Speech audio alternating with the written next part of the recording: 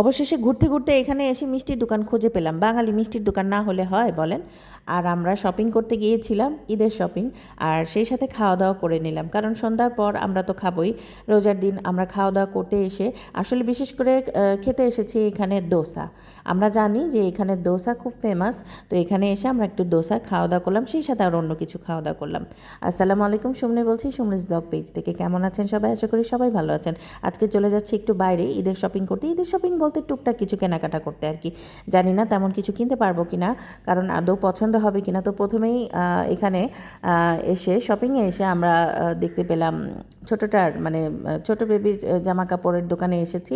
আর আমি যতই, আমার একটা স্বভাব আছে, যতই আমি ঝাঁকানাকা ড্রেস দেখি না কেন, ঘুরে ফিরে আমার কাছে খুব সিম্পল সুতির জামা কাপড় বা আরামদায়ক জামা কাপড় খুব পছন্দ হয় সবার আগে। অন্যান্য কাপড় চোপড় তো কিনি, কিন্তু কথা হচ্ছে, আর এই ড্রেসগুলো আমার কাছে এত ভালো লেগেছে, তো যাই হোক বাবুর জন্য একটা ড্রেস কিনেছি। এরপর বাইরে বের হয়ে গেছি। এখানে এসে আমার খুব ভালো লেগেছে। একটু দূরে এসেছি, এই জায়গাটা অনেক ভিড়। আর এই যে সে সাদা ভুট্টা, আপনারা খেয়াল করেছেন সাদা ভুট্টা কিন্তু আমি এর আগেও দেখিয়েছি। তো যাই হোক রাস্তা দিয়ে হাঁটতে হাঁটতে এই জায়গাগুলো দেখাচ্ছি। মশলার দোকানে এসেছি আমি, একটু টুকটাক মশলার দোকানগুলো দেখছিলাম। অনেক ধরনের মশলা পাওয়া যায়, এই দেশের মানুষ সস খুব পছন্দ করে। তো যাই হোক সন্ধ্যার পর আমরা, সন্ধ্যা হয়ে গেছে, এখন ইফতারে আমরা বাইরে এসেছিলাম যে আমরা একটু খাওয়া দাওয়া করে। এখানে ইন্ডিয়ান একটা দোকান আছে, ইন্ডিয়ান মানে কলকাতার একটা জায়গা আছে এই জায়গাটার মধ্যে। এখানে বেশিরভাগ মানুষ কলকাতার, মানে ইন্ডিয়ানরা বেশিরভাগ এই জায়গাটায় বসবাস করে। অনেক, মানে আমি প্রথম দেখলাম। আর এখানে এসে না মানে অনেক দিন পর বাঙালি পেয়েছি, আমার যে কি ভালো লাগছে। আর এই যে এখানে একটা ক্রিম স্যুপ নিয়েছি, এসেছিলাম আসলে। আর এই যে এটা হচ্ছে ঘোল, ঘোল মানে দই দিয়ে বানায়, এটাকে ঘোল বলে এরা।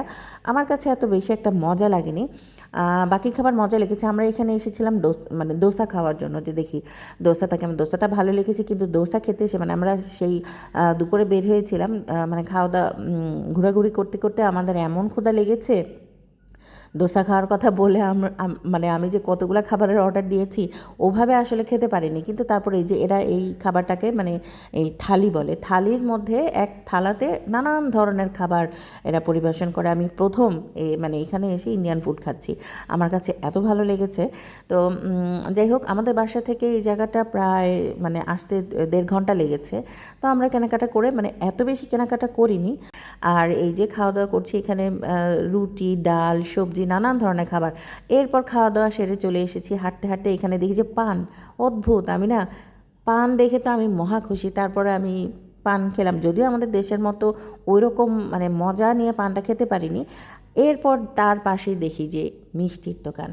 আমার যে কি পছন্দ, আমি তো দেখে মানে বলছি প্রত্যেকটা মানে মিষ্টি আমি নিয়ে যাব। তারপর আমি আপনাদের ভাইকে বলেছি আমি মিষ্টি সবগুলা থেকে একটু একটু করে নিব। তো যাই হোক আপনাদের ভাই বলেছে এত মিষ্টি দিয়ে তুমি কী করবা, ঠিক আছে নাও। তারপরে আমি নিয়েছি টুকটাক যতটুকু পারি, আসলে মিষ্টি ওভাবে খাওয়া হয় না। ভালোই লেগেছে। কালোজাম নিয়েছি, তারপর লাড্ডু নিয়েছি, তারপরে আরও অন্যান্য এই যে কালারফুল যে মিষ্টিগুলা, এখান থেকে টুকটাক কিছু নিয়েছি। মানে এত বেশি আমি এক্সাইটেড ছিলাম, বলতে গেলে প্রায় সবই নেওয়া হয়েছে। তো যাই হোক আজ এই পর্যন্ত, কেমন লেগেছে অবশ্যই জানাবেন।